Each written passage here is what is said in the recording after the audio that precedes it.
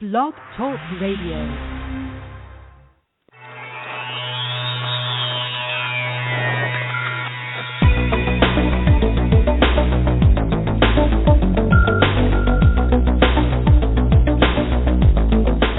Across the country and around the world, streaming live on the internet, it's Real Estate Coaching Radio, bringing you the latest news, interviews, and secrets of the top producers. Hosted by award-winning real estate coaches, Tim and Julie Harris. And welcome back to Real Estate Coaching Radio. We are your hosts, Tim and Julie Harris. And we have a very special co-host today, Mr. Joseph Rand. Joe, welcome to the call. Hi, guys. So, as all of you guys know, the talk on the radio show, at least the past few days, has been about the we're calling it Zillow. I was picking up on Joe's terminology because I just read his article again. But it's been on the Zillow-Trulia merger. So the Zillow-Trulia merger is really, what effect does that have on the industry? But most importantly, what impact does it have on your individual real estate practice, and what can you and what should you be doing now in anticipation of what comes next? So that's what our focus is going to be on today's radio show. So, Julie, welcome back. Julie? Yes. Okay, Sorry, welcome back. Thank you. Yes, now I am back. No problem. I can hear you, so it's a Okay, pleasure, good. and I'm No looking worries. forward to this interview. Yeah. Yes, very good. So, Joe, let them know who you are. Let them know where you sell real estate. Just give our listeners some background on how they can connect with you, because also this might be a great way for your brokerage to get some referrals, because this radio show, the replay is going to be sent to literally every realtor in the nation, and we typically have thousands and thousands of listeners, especially in replay. So any way that they can connect with you would be great. Okay, well, thanks so much for having me on. I'm actually excited to do this, and this is kind of an unusual first time doing this. My name's Joseph Rand. I run with my family. I have a couple of brothers and my mother. We own a real estate company in New York City's northern suburbs called Better Homes and Gardens Rand Realty. We have about 25 offices, about 800 agents, and this year we'll close about 1.7 billion in total volume. And one of the things that I've done recently is I've gotten more involved with Inman News. Brad Inman has been very generous in inviting me to respond to some of his articles with the real estate broker perspective. So I've written a couple of them. You can actually find them if you just search Inman for my name. You can also find me. You asked how people could find me. Just go to josephrand.com, R-A-N-D. You can go to our website, randrealty.com, or you can find me on Facebook, facebook.com/Joseph Rand. I'm happy to friend people if they want to say hi. But so Brad asked me to respond to some of his articles, and he wrote something recently, and I don't know if you want to set it up and describe what he said and what my response was. Well, actually, unfortunately, we're kind of low tech here. I hate to ask you to do this, Joe, but could you hang up and call back in? Because your line has got a vicious echo. Okay, I wasn't sure if you could hear that. All right, yeah, I could hear it. All right, I'll call back. Okay. All right. Okay, say Julie. Oh, it was the echo was definitely on his line. No worries, guy. Hey, it's not like we're running this out of our basement, but close to it. So Blog Talk Radio is a little bit of an echo. Oh, you know what? I hear the echo on my line too. So anyway, we're gonna have to probably. You sound fine to me, but we'll deal. Okay, well, we're going to just have to deal with it. Julie, you just read Joseph's very well written article on Inman, and I know that was your first read through. What did you think?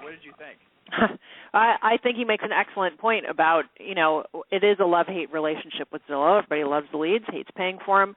And, of course, I'll want to bring exposure to the listings. But does Zillow need listings more than listings need Zillow? So it's certainly a discussion point. And my comment to you is this is going to be very interesting to see it unfold. That's right. So, Joseph, talk about the article and share with the listeners what kind of inspired you to write it. Well, what happened is, and how's the echo right now? Is it better? No, it's still there. All right, I still hear. Well, I'm on a different line, so check the 1195 line, and I'll go in on that one and see if that's better, because that's a landline. Okay, no problem. Oh, and we were trying it again. So, Julie, what specifically about the article really intrigued you? Well, I think it's that battle between the content and the supply of the listings, the supply of the leads, where those are going to come from. And I think really it gets down to the realization that, whatever, we always talk about the top 5% controlling 95% of the market, but those very powerful listing agents and brokers, if you want to look at where the control comes from, it's who's got the content. And the content in this case is the listings. That's right. So that is the bottom line, and that's what we're going to talk about, is the fact that really at the end of the day it really does come down to, and Joe, you are back, I see. Joe?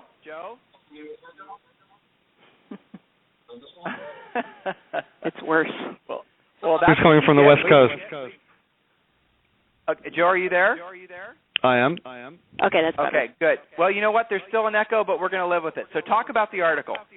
Okay, so what basically it was a response to Brad Inman. Brad, the publisher of Inman News, has always taken a very aggressive approach to disruption and technology, and that's, he's really a technophile from that perspective. And so he took a very sharp perspective that the Zillow acquisition of Trulia was a checkmate for the industry, that the industry might as well just stop trying to do real estate search because Zillow is just going to own that space. And I thought it was kind of funny that he took that attitude, because to me, Zillow's business model relies upon a very simple calculation, which is, as Julie was saying, we have content, we give them the content, they take the content and then generate eyeballs from it, and then they're able to monetize that by going back to us and having us pay to either advertise or protect against advertising on our own content. And it's an interesting business model, and it's something that my company participates in it. We advertise on Zillow, and we pay to protect our listings, and I think Zillow is great. I have no actual problem with Zillow, but I do think that if Brad's thesis that Zillow has an idea of industry domination, I think the flaw in that argument is that at any time brokers could turn off the spigot and agents could turn off the spigot, and then those listings are not going to be on Zillow, and without the listings there's no eyeballs. Without eyeballs there's no money, and I think Zillow withers. I'm not saying that's going to happen, but my point was just that if Zillow tries to take over the industry, what I say in the article is if push comes to shove, there's going to be shoving on both sides, and the industry is not helpless in the face of what Zillow is going to be doing. Did you read the article that Citron Research put out yesterday, by chance? No, I did not. So that's another great article for all of you guys to read if you're curious about this, because he went into a great bit of detail, and this guy's a short seller, and we talked about this on yesterday's radio show. But what he discovered, and you'll find this interesting, I think, is that the Realogy guys have a sweetheart deal with Zillow specifically. So he found some undisclosed private agreement that basically proved that Realogy cut a deal that for $175 per year, if I remember correctly, an agent can have what will cost a non-Realogy agent something like $10,000 or $15,000 a year in terms of exposure. So this guy went in to research this, and he's trying to throw out all kinds of accusations about non-competitive, all these different types of things. He's a short seller. He's trying to bank on make money from Zillow stock going down. That aside, we don't care about any of that. What was interesting, in alignment with what you just said, Joseph, was that in essence his theory was Realogy, obviously, if you compare the size of Realogy and their reach and their exposure and their unique eyeballs, and if you kind of compare metrics to metrics, Realogy is massively bigger than Zillow or Trulia or all these different, in terms of the amount of traffic that they get. And his theory was, well, obviously at one point Zillow and Trulia met behind closed doors, and Realogy and Zillow met behind closed doors, and the agreement was made that they'll keep their listings on Zillow provided that they get this incredible sweetheart deal for their agents. And the theory is that all the while Realogy is building their own portal, which is interesting because you touched on that too. But that rumor's been circulating for a long time that Realogy is supposedly going to come out with some sort of, rule-changing portal. There's all kinds of different theories out there. What is your view on that? I'll be clear that anything I say is speculation, because although I'm a Realogy franchisee myself, I have no particular inside knowledge on this. But it is true that Realogy went and bought Zip Realty for $165 million just a few weeks ago. and Realogy, some of the brokers, like my company, through Realogy, had engaged in a relationship with Zip Realty where we were using some of their technology and handling the leads that came through their platform. So I think there was a relationship with Zip before, but the speculation now is that what is Realogy going to do with it? Are they going to take that technology and just use it for internal purposes, for client management for their agents? Is it going to be a new dashboard for back office agents and things like that? Or is it something where they're going to try to make a public-facing search website that will compete with Zillow and Trulia? Now, I don't know anything about the short selling. I don't know anything about this particular deal that's been rumored. But I will say this: I want to make clear I have no problem with Zillow. I like Zillow. I like Trulia. I've used them as consumers. I have partnerships with them as a broker. But I think that it's interesting to me how much Wall Street values them, given their revenue and profit levels. And I also think it's interesting that people seem to gloss over the fact of how much they have a dependent relationship on brokers and agents to provide them with their content. Everyone seems to assume that brokers would be afraid of pulling out of Zillow because their sellers would demand it. And what I say in the article is that I just don't see sellers making that demand. I think that good agents could, if they needed to, could convince sellers that they don't need to be on Zillow. Well, I think it was in your article, Joe, or maybe it was something else that I read, where basically it's just apply common sense. If a listing is no longer on Zillow or Trulia, and it's on, say, Joseph Rand's broker's site, aren't the eyeballs automatically going to go to Joseph Rand's site? It's just kind of an interesting comment. Let me read this little snippet from this Fox article that I was telling you about, the Fox News. The combined annual sales of Zillow and Trulia, on the other hand, is a paltry $340 million. Neither company is currently profitable. Matter of fact, Zillow operates at a negative, basically they lose 8.4% of they're essentially operating in the red. They have 2,000 employees between them. These are not big numbers. The two web portals are, in fact, dwarfed by a handful of giant brokerage firms. Realogy Holdings, which owns Century 21 and Coldwell Banker, boasts annual sales of over $5 billion and over $400 million in net income and over 10,800 employees worldwide. Zillow says that real estate brokerage companies spend about $10 billion a year on advertising, including both traditional and online. If digital ad sales account for about half, which means the total market value of the company is $5 billion in ad revenue, and I don't think that's expected to grow much over time. Well, then they get back into the whole conversation about the value of the stock, which, like you said, Joseph, we're not going to talk about. So why is it that agents are so fearful of this merger, and should they be? I think that agents are, for whatever reason, and we all know this, agents live with a self-hating perspective that they're always afraid that they're going to be disrupted. Agents get freaked out if they see a for sale by owner sign on their streets. So they are easily, I think, panicked about this kind of stuff. And I don't mean that to be dismissive, because I think that a lot of real estate agents, endure a lot of rejection and deal with a lot of difficulty in trying to, convince people of their value they bring in a transaction, which I believe in firmly. I wouldn't be in this business if I didn't. So I think that whenever something like this happens that is potentially disruptive, I think that it sends a little ripple through the realtor community whereby they're worried that this is going to replace them. They're worried that is what Zillow really trying to do is trying to create a direct relationship between sellers and buyers and cut out the real estate agent entirely. And, there's a non-zero chance that could be the case. But, one of the things that I point out in the article is, I think I pointed out in the comments, not in the article, but I had this discussion with somebody that why in the world would Zillow want to be in the real estate brokerage business? You just said they took a business that has $300 million of combined revenue, is not profitable, and somehow is valued at combined, $8 billion between the 5 and 3 for Zillow and Trulia. So they have a market cap that is about 80% as big as Realogy, which owns NRT, the largest real estate company in the world, and owns all the franchise brands, and has about $10 million in revenue and $500 million of profit. So why would they want to be in that business? The business they're in is a lot more lucrative. So I don't see why they would want to do it. From Zillow, and to Zillow's credit, Zillow has consistently denied having any of these designs. They've never said they want to do this. What they want to do is treat agents as clients. The agents are their consumer. They're the people who buy their product. Clients don't buy the product. Buyers and sellers don't buy the product. They get it for free. The agents advertise. And so the agents are their clients, and I don't think that they're ever going to take a step which would upset that apple cart, which is why I reject Brad's thesis, because I just think that Zillow doesn't have any real incentive to try to cut the agents out of the deal because they're cutting out the people who pay them. And I think that agents shouldn't be as worried about it.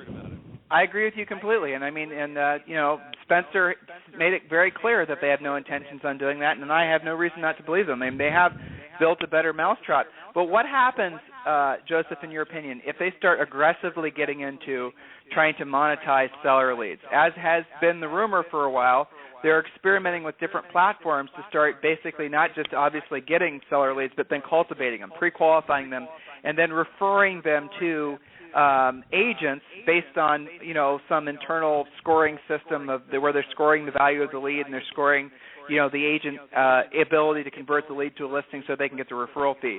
If that happens, if Zillow actually starts in aggressively going after listings, which obviously they're positioned perfectly to do you think the real estate industry as a whole will start second guessing their willingness to continue to feed Zillow with listings?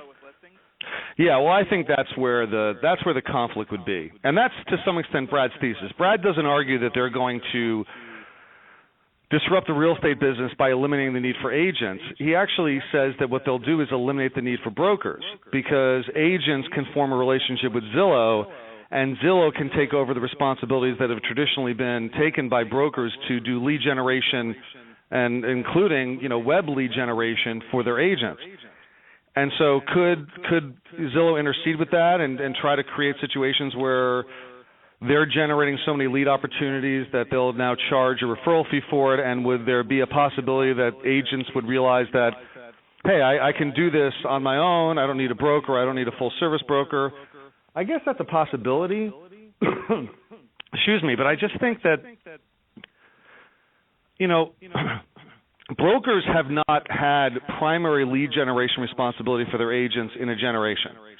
It's been 25 or 30 years since the model evolved from 50-50 because the broker did all the lead generation to more like 70 or 80, 70-30, 80-20 in favor of the agent because the agents are doing their own leads. So they're not disrupting that relationship. Brokers do very many different things. And very little of it, I think, has to do with lead generation anymore. I mean, I think that's still part of the value package. In my company, it certainly is, but some companies it isn't at all. And even in my company, right now, if Zillow tried to change the way it handles the leads, we'd look at it and we'd say, well, right now we're paying for those lead opportunities anyway. People are paying for premier packages, et cetera, et cetera. So if they converted that to say, well, we want 25-30% of any leads that turn into sales, well, that's a relationship that we've had before with other lead generators. I mean, there's other companies that have done that, and we've kept the relationship up with them because if they actually provide value, I'm willing to pay a referral fee on it. I don't see a real problem with that. Okay, so at what point do you think, would there ever be a time when the industry would say enough is enough and we're going to turn off the spigot? Do you actually? Well, yeah, I think that. Yeah, I mean, I'm speaking theoretically, and I'd have to see what actually they were doing, and it may be that other brokers would not be quite as accepting and kind of enthusiastic about that. So yeah, that's the point of my piece, was to say that Brad made the analogy that it was checkmate, and my point was to say, well, how can it be checkmate if the brokers really hold all the pieces? Because the brokers have the listings, and the agents have the listings, and they can turn that off if they really needed to, if they find that what Zillow is doing. Are you there? Tim? Julie, are you there? Okay, yeah. So he was just saying basically, we're just talking about the fact, okay, can you hear me now, Joseph?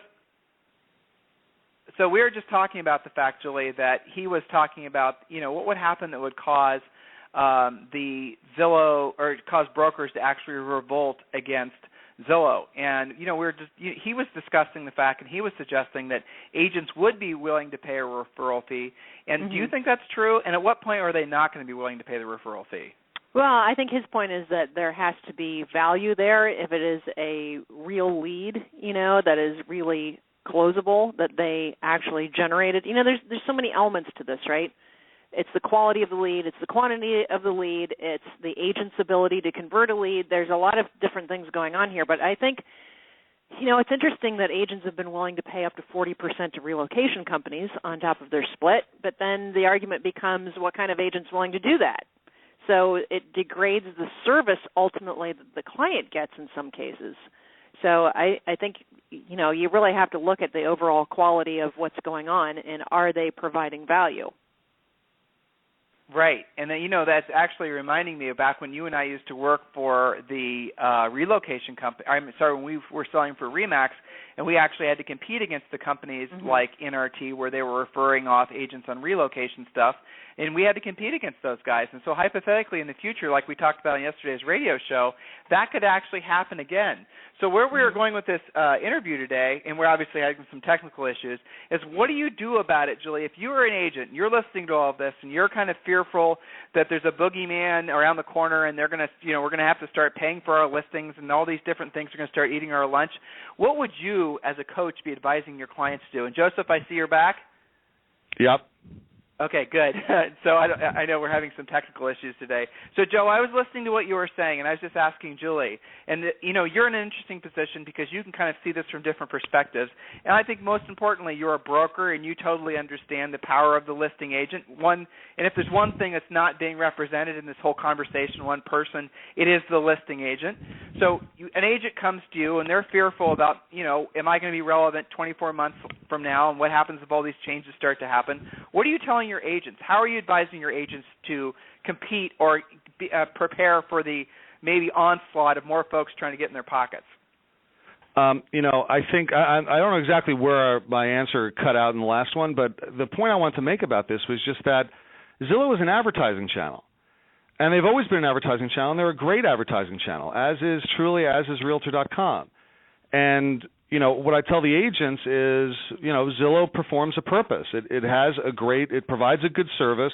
It does generate leads. It does provide exposure to the listings like a lot of other sites.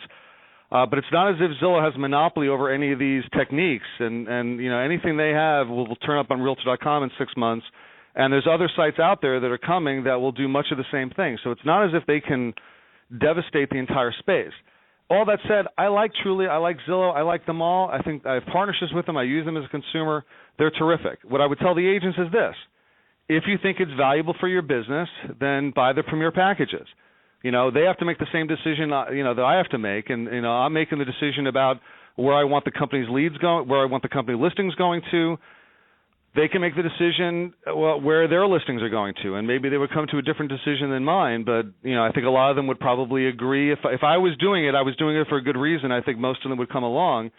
But in the meantime, it's you want to pay for it. And if they go to a different business model where they start charging for the leads, well, we've done that with other companies before. That's kind of the relationship we had with other third-party companies where we pay them 25% if the listings or if the leads closed. So that's not unprecedented, and that's just a different calculation of the business model.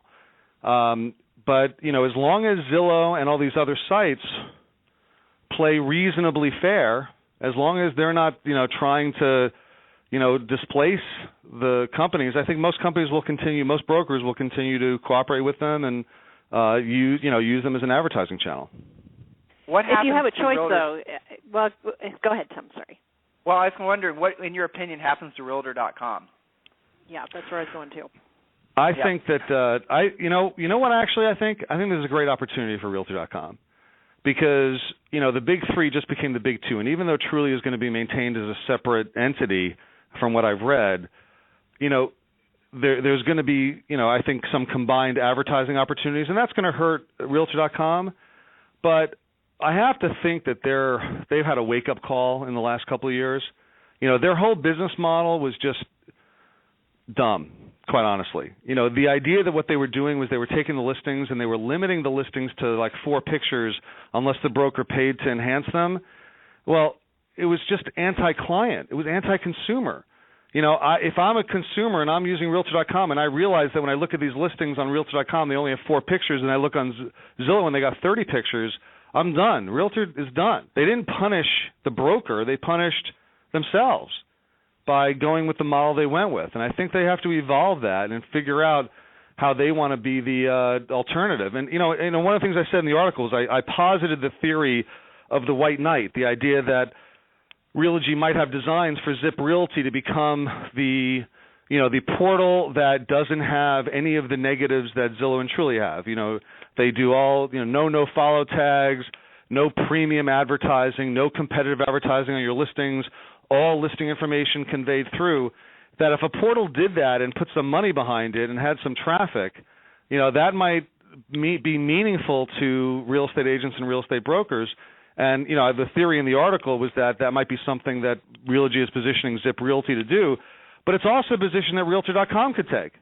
Realtor.com could say, let's find a different model, and let's start with the idea that we're actually going to be the realtor's friend, which they've always said they are because of the connection they have with NAR. But in practice, that didn't really always come through. I think there's smart people running Realtor.com, and I think that they've learned from their mistakes, and I wouldn't be surprised if they use this as a jumping-off point to try to do something new and interesting. Yeah, I think that's a good take on it, and I am very optimistic about what happens with the Move guys as well, and I think they're properly motivated now, whereas before maybe they were a little complacent. A lot of folks that are talking about the fact that there's an oversaturation or perceived oversaturation happening with the leads that they're getting from Trulia and Zillow specifically. In other words, the lead quality has degraded, and even though the cost has increased. Do you have any comments on that? Well, online lead quality has always been lousy. It's always been lousy. We're always talking about 1 or 2 out of 100 converting within a reasonable period of time, but that's just that's the way it is, and I don't think that's going to – it may have gotten worse, and that might just be because the sites are becoming more prevalent, so they're getting more – they're attracting more eyeballs, and they're reaching deeper into the consumer base and including more people that aren't actually thinking of buying. I mean, one of the points I make in the article is that, Zillow's got – what do they say, $80 million unique users in a given month, and according to NAR, there will be 5 million homes sold this year. So 80 million people are looking just on Zillow, not including the different people looking on Trulia and different people on Zillow, the different people on real estate websites. So how many, are we talking about 150 million people who are unique users on real estate websites, and 5 million of them buy a home in a given year? So a lot of those people on those sites, I say they're not even – it's not a buying site.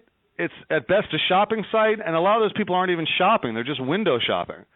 And so I don't know that – the people who think the Internet changes everything and that they look upon the examples. They point out the travel agents, how the Internet basically devastated the travel agency industry. And that's always the example they give. And then you say, okay, well, give me a couple more examples. And now they'll point out Uber. And they'll point out what Amazon did to the booksellers. But, there's a finite number of those situations where the Internet so dramatically changed an industry that it rendered the traditional way of doing things obsolete. And, it's been 15 years since listings went on the Internet. And the real estate industry is basically unchanged. And I'm one of those people who actually would like to see the industry change. I'd like to see the industry evolve, become more client-oriented, more client-focused, provide a better transactional experience to people. So I think there's reasons for us to move, and I think technology can have a part in that. But I just have not seen any evidence that any of this technology is going to be a seismic disruption to the way that the real estate industry does business. I think that's fantastic. So what should an individual agent be doing? An agent walks into your office, one of the thousands of agents that relies upon you and your brokerage and the great job I'm sure you guys do, asking what they should do on an individual basis as far as utilizing technology. What would be like if you could say, Mr. Agent, this is the minimum of what you should do, and can you talk on that? Do you mean technology generally, or what they should be doing with online portals? Either. Technology generally. Technology generally, if I were an agent today, just a little simple thing, I'd have 2 iPads. I'd have an iPad for myself because I have an iPad. I have like 3 iPads personally, but I'd have an iPad for myself that I used, for my everyday use. and then I'd have a nice cheap iPad that I got as secondhand, and that would be my buyer iPad. And I would just give them, every buyer I took it, I'd give them an iPad, and I'd load up all my documents that they needed. I'd have Zillow and Trulia and my own site on it. I'd have it be able to get on the internet so that people could sit there in the back of the car and look at the maps and do research on the area, and you could give it to the kid to play a game if you wanted to. Like, that's a simple thing, but they got to embrace that kind of stuff, like the easy technology. You know, when it comes, you know, they got to have a computer. They got to have a computer skills. I mean, that's all obvious stuff, but when it comes to, you know, the online marketing, you know, we just had a meeting with a couple of top agents to ask them what was working, what was not working. And, you know, frankly, they liked Zillow. They thought Zillow was working the best for generating leads for them. So if an agent came to me and said, what should I be doing? I would say, you know what? Take the meeting. Go sit down with them, find out what's available, find out what it costs, find out what they're offering, and figure out whether or not you think that it's going to be worth the investment, and then track it. You know, that's what agents aren't doing. They're not. They have the capacity now in a way that they never did in the old days to actually track the return they get on an investment in marketing. And they should be tracking where every one of their buyers comes from, and they should figure out how many buyers did I get out of Zillow this year and how much did I pay Zillow, and was it worth it for me to continue the relationship. And, you know, and that's the easiest, simplest advice I could give on that. You know, it's interesting. You touched on something. Your Realogy actually came out and said they track, of course, where all their web traffic comes from. And it was really fascinating. If you guys, I think we put a link on yesterday's radio show, guys. You can kind of download this and read it yourself. But basically, it was like less than 10%, or maybe it was less than 15% of all their traffic comes from third-party sites. So Realogy basically gets a massive amount of traffic from broker sites, from their own main sites. And, you know, again, it's interesting what this always comes down to, and the reason that the Amazon analogy and the travel agent analogy and all these different types of, you know, fear-mongering things that people throw out there to terrorize agents, you know, that gets people to pay attention, the reason that those are really bad analogies is because this is a direct contact people business, and because every house is different. You're not selling a commodity. You're not selling an airline ticket to Greece, right? So every house you're not getting a cab ride. You're not getting a cab ride from one place to the other. That's going to be a 15-minute relationship and you're done, like Uber is. Yeah, you're exactly right. I'm sorry, I didn't mean to cut you off. Do you think the technologists and this is just an opinion thing, but certainly when I read a lot of this stuff on Inman, it seems like there's an undercurrent of hoping that the industry basically is thrown into the, you know, scrap heap of time, and the technologists can take over, and they seem to have this sort of, you know, panacea view of what the real estate world should look like, and it has nothing to do with what it looks like. Do you get the impression that there's a real, from a technology perspective, a lot of these guys are just giving lip service to wanting to be of service to agents, but at the end of the day, they secretly have it out for the industry as it's in its current form? Do you ever get that impression? Yeah, I can see where you would come up with that, and I think there's sort of two things at play there. One of them is I think the people on a site like Inman who write for a site like Inman are technology, you know, they're technophiles. They're people that like technology, that see the value in technology. You know, the company has a base in Silicon Valley, and, you know, that's you know, you talk to people out there and they think the whole world's going to change. Everything that we do is going to change. And I think they bring that perspective. I don't think they have a bias, and I don't know if they're rooting for it to happen. I think that might be going too far, but I think there's a difference between bias and perspective. I do think they have a perspective, and their perspective is such that they see technology change in the industry, and so they're trying to point out where they think they see that happening. And I would say the other thing that's going on with, you know, people that are constantly, you know, anticipating how technology is going to change real estate is that they see what I see, which is that it's, you know, the transaction doesn't work very well right now. It's not as if this industry does not need some revamping. You know, it's not as if, you know, we all know, we're all in the industry, so we all know that, you know, that many of the practitioners in this industry are not full-time professionals who are serious about the business, and they're not very good at their jobs. And when there are this many people, you know, of the million or so realtors that are out there, when there's as many of them that are not good at their jobs as there are, and when the transaction is as difficult as it is, and brokers have been spending most of their time over the last 20 years building new ways to generate leads rather than ways to make the transaction better for their clients, and nobody ever teaches client service, what you get is an industry that needs help. And, people who do this, I'll give you an example. I was a judge at the Forward conference that Realogy had last year, and then I live blogged it this year, where they brought in 15 startup companies in the real estate space to talk about their products, and it was a $25,000 grand prize, et cetera, et cetera. So they all get up there, and at least half of them, as they explain the impetus for their startup business, was I bought a home or I sold a home, and I saw how miserable the transaction was, and I had such a bad experience that I thought, how can I fix this? And, that's what I think the people at Inman see. I think what they see is how many people are inherently dissatisfied with the experience they get from the real estate industry, and they're casting about for how could we fix that. And I think that's certainly something that's been motivating me for the last 10 years is how can I make the real estate transaction better for my clients? How can I improve the client service experiences that my clients get from my agents? And I think that's an important thing that this industry needs to be doing. And I think technology has a piece of that and has a place for that, but I think technology is going to completely take over and eliminate the need for the agents. The sky is falling piece. Joseph? I think he disconnected again. Joseph, can you hear me? Okay, well, listen, listeners, we obviously had some technical issues on today's radio show. I'm going to try to get Joseph back. I mean, frankly, I could just listen to him talk for the next 20 minutes. I love everything he was saying and how he was saying it. You guys should read his article on Inman News Features. It was really a fantastic article. He had a lot of really funny passages in the article that I think kind of makes fun of the fear-mongering that's going on out there. And really the bottom line, guys, that really what matters right now, and Joseph, I see you're back again, is that you really realize that this is and always will be a direct contact, belly-to-belly, know your market, know your customer, do what's best for your customer, focus on, that's what it's always going to be about. These big conversations that happen about, Trulia and Zillow, and I mean, we like to talk about those because it's kind of fun, but at the end of the day, it's people doing business with people. So, Joe, you're back? Yep. Where did I cut out? Because I don't remember what I was saying when I left.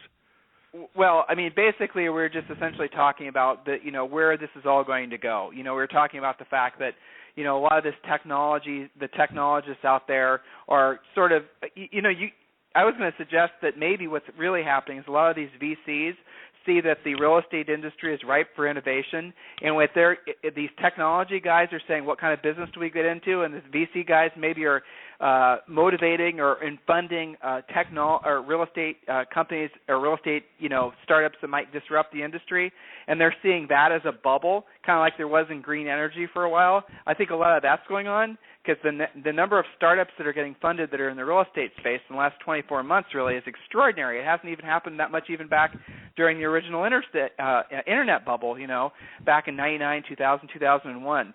So there's going to be, at the end of the day, guys, I don't really see, and I can't conceive, honestly, how there'll ever be a time when folks won't want to work directly with someone to help them buy or sell a home. But the question is, will they be wanting to work with you? And Joe was talking about that, the fact that, there is a lot of opportunity for all of us to get better. Are you remembering what you were talking about now? Well, I know what I was talking about. I just don't know when the phone kicked out because I couldn't tell when I kicked. Did you hear me did I make the point about the Forward conference? Did you hear that? Yeah, we heard that. Yep. Okay, so you got that point. So basically, I just see the industry as being something that can be improved. I think the technologists see that. I think they see, arbitrage in all the problems with the transaction. And so, what I've been trying to do for the last 10 years is try to find ways to improve the transaction for my clients, help my agents become better at their jobs. And I think it's finally kind of dawning on the industry that that's something that we should be paying more attention to, that we should spend less time worried about how do you market to a FSBO and a little bit more time about how do you handle a transaction from contract to closing to make sure it doesn't fall apart and make sure your clients have a good experience. And, technology has a place in that, and I think technology can help that. And one of the things, you mentioned how many startups there now are in the space, and it's amazing. And some of them are going after the same old stuff. At the Forward conference this year, there were 4 or 5 different portals there that were trying to take a little bite out of Zillow and Trulia and Realtor.com.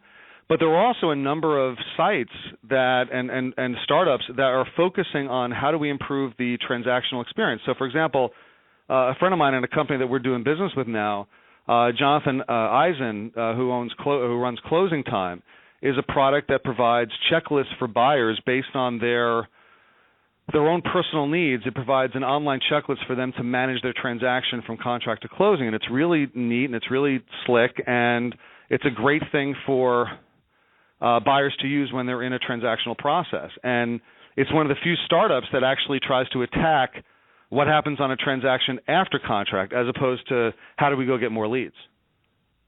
That's interesting. I have not heard of that. I will definitely look into that. I wrote that down. That's fantastic.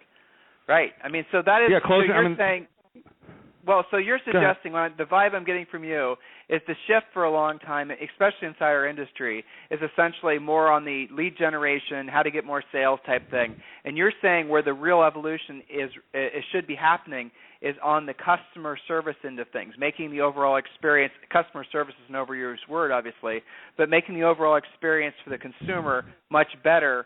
And that is ultimately what's going to keep us relevant, because they're not going to go through the transaction and think, oh, my God, that was horrible. They're going to go through the transaction and think that was great because we've been able to, elevate that into the game. That's what I think I'm hearing you say. All the energy for the last 25 years, all the innovation, all the technology, all the training has been focused on lead generation.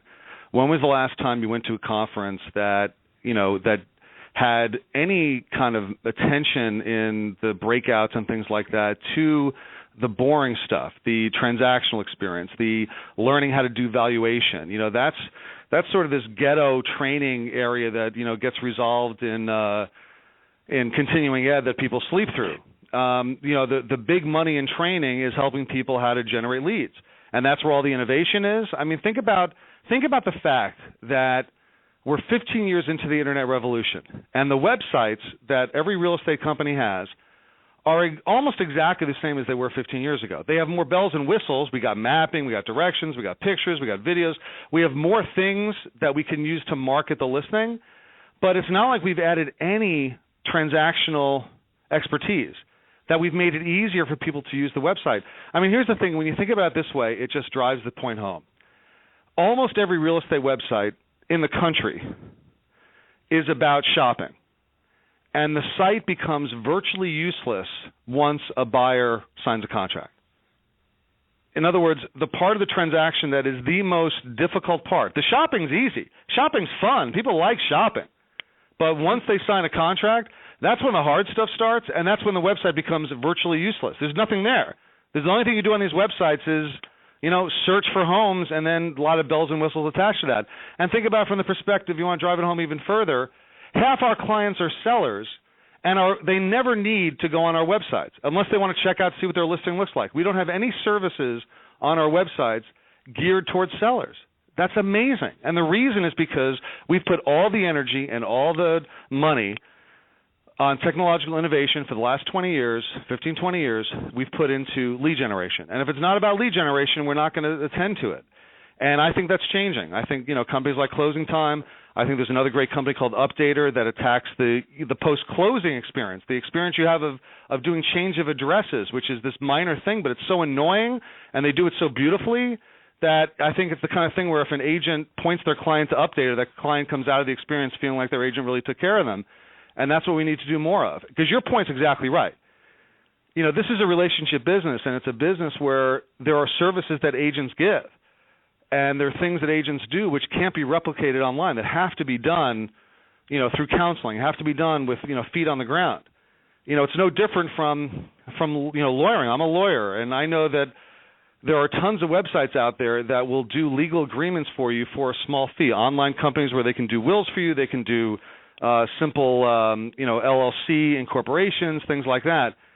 And most people still go to an attorney because they still want to make sure they get it done right, which is exactly the same reason they'll continue to use realtors, at least the good ones. And that's why I'm not so worried about it. What do you expect to happen? Or are there any things like what should the industry be focused on right now that's going to surprise all of us over the next 12 to 24 months? That's going to surprise us, like something's going to come up that we're not expecting?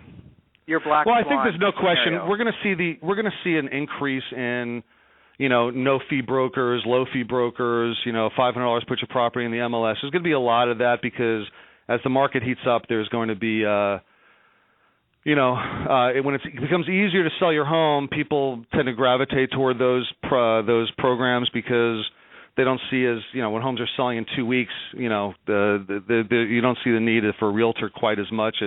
It's a little bit more difficult to make the case. So those companies will pop up, and I don't think that's going to surprise anybody, but that's going to happen. I would say the place where the really interesting work is getting done is going to be, how do you integrate all the vendors, partners, whatever, that are involved in a real estate transaction?